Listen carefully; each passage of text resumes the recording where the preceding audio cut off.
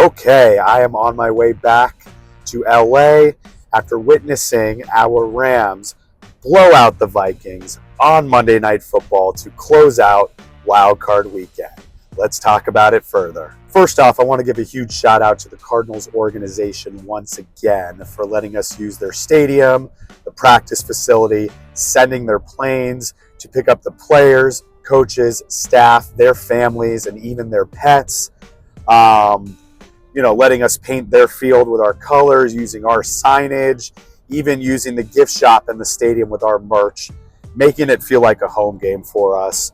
World-class organization. I know they are in our division and we always root against each other, but hats off to the Cardinals organization for stepping up during these difficult times. The crowd ratio was about 50-50 split between Rams fans and Vikings fans, but make no mistake, it felt like a Rams home game with how much this team dominated.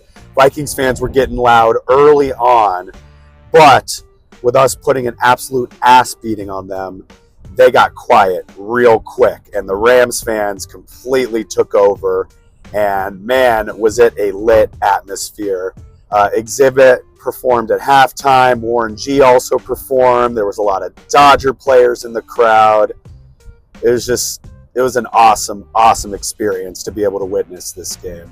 All three phases, the offense, defense, and special teams, all played very well in this game, all clicking at the right time. This was the best that I've seen this Rams team play all season, and it's coming at the most ideal time in the playoffs. Matthew Stafford was slinging the ball around all night long, 19 for 27, 209 passing yards, and 2 passing touchdowns, each to Kyren Williams and Davis Allen. But most importantly, he made no mistakes at all, and the offensive line gave him so much protection in this one. With this victory last night, Matthew Stafford now has a 5-1 record in the playoffs in a Rams uniform. He is building his Hall of Fame resume while wearing horns. Hell of a job. The defense was the star of the show in this one. I said the keys to victory was to apply an incredible amount of pressure on Sam Darnold,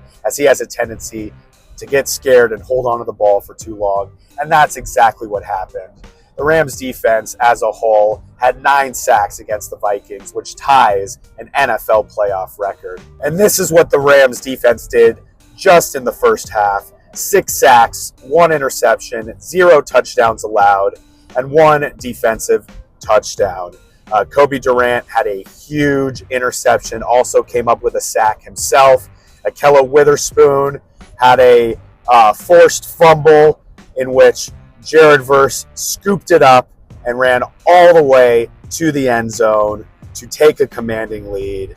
Hell of a job by the defense the entire game. In fact, the entire defense was lights out all game long, to the point where they're all looking at each other like identical Spider-Mans, because every single person played a role in this victory on the defensive side of the ball.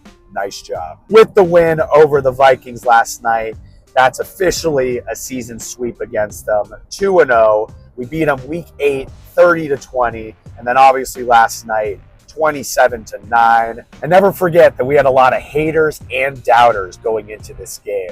At least 70% of the public, but probably closer to 90% of the general public and analysts were picking against us. They were picking the Vikings. They did not believe in us. But this team battled adversity, battled fires to relocate to Arizona and just remain focused and got the job done. Hell of a job by this team. And us fans played a huge role in securing this W. I think something like 30 charter buses full of fans from SoFi Stadium to Glendale, Arizona were packed with Rams fans, on top of people like me who made the trip independently, on top of all the Rams fans who live in the Phoenix area, showing up deep and creating as much of a home environment as we possibly can. And the players certainly appreciate that. Look what Michael Hoyt said above, saying it means the world to us that they came to support. We have unbelievable fans. I'm telling you, this is a pivotal moment for this Rams organization. And remember how a lot of people criticized Sean McVay for resting starters week 18, which resulted in us dropping to the 4 seed. Well, as I've said, he knows what he's doing because all 3 phases, offense, defense, and special teams, all stepped up. Especially the offense came alive after, struggling the last few weeks, came alive in this one and got cooking early. I do want to point out that tight end Tyler Higbee did leave in the first half with a chest contusion after he was having a hell of a game.